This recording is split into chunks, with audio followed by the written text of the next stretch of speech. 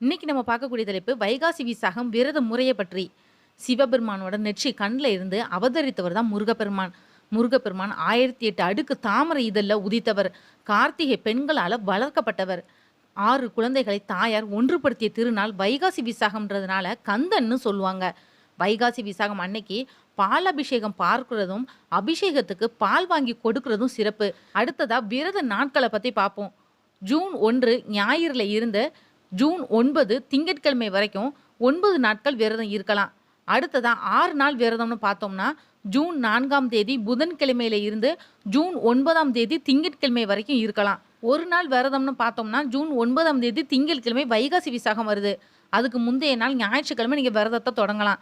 ஞாயிற்றுக்கிழமை விரதம் இருந்து மறுநாள் திங்கட்கிழமை சாயங்காலம் 4 மணிக்கு நீங்கள் விரதத்தை முடிக்கலாம். சூரிய உதயத்தில் இருந்து தான் விரதத்தை ஆரம்பிக்கணும். விரதம் இருக்கிறப்போ கடைபிடிக்க வேண்டியது என்னலாம் அப்படிங்கிறத பற்றி பார்ப்போம். மாலை அணிந்து விரதம் இருக்கிறவங்க காலணிகள் பயன்படுத்தக்கூடாது, தீட்டு வீட்டுக்கு போகக்கூடாது, முடி வெட்டக்கூடாது, தாம்பத்தியம் இருக்கக்கூடாது, கெட்ட வார்த்தைகள் எல்லாம் பேசக்கூடாது. பச்சை நிற உடை அணிந்து காலை 7 மணிக்குள்ளே பூஜையை முடித்திடணும். மாலை நேரத்துலையும் தீபம் ஏற்றி வழிபடணும். இந்த வீடியோ உங்களுக்கு பிடிச்சிருந்தா மற்றவங்களுக்கும் ஷேர் பண்ணி விடுங்க. மற்றும் நல்ல தலைப்பில் நான் உங்களுக்கு சந்திக்கிறேன். நன்றி.